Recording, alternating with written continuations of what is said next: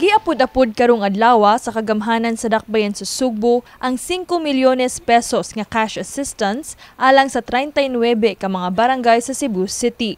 Kini gidistribute sa buntag sa Lunes human sa gipahigayong flag raising ceremony ug gidawat sa nagkadiyang mga barangay captains. Lakip sa nakadawat ang barangay Santo Niño, San Roque, Taptap, Hipodromo, Pulang Bato, Babag, Guadalupe, Ermita, Zapatera, Santa Cruz, Malubog, Sambag 1, Sudlon 2, Binaliw, Pamutan, Bulacau, Pasil, Sawang Calero, Banilad, Sambag 2, Pitos, Ramos, Sirao, Tejero, Tabunan, Agsungot, Buot, Budlaan, Dayas, Parian, Sapang Dako, Sinsin, Talamban, Camagayan, Sudlon 1, Adlaon, Basak Pardo, Pahina San Nicolas ug Pungol, Sibugay. Asoy ni Cebu City Mayor Raymond Alvin Garcia nga 400 million pesos ang gigahin alang sa maong programa nga tuyong motabang sa pagpatuman sa mga proyekto sa tagsa-tagsa ka mga barangay. So kanina una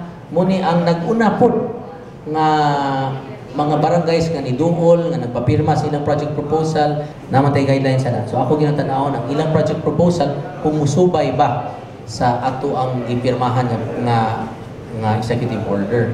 So that's one. The second one that they have to submit is the utilization report of the previous financial subsidy. So they have to submit both of that. Otherwise, di nila makuha ang ilang subsidy. Gani iyang giklaro nga ang 80 ka barangay sa Cebu City ang makadawat ni ining maong hinabang.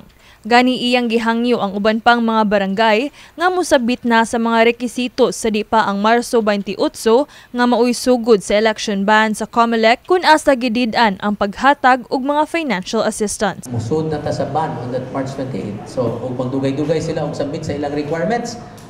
May 13 na gid ko submit muhatag sa check. Kini si Queenie Holigon alang sa MyTV Cebu.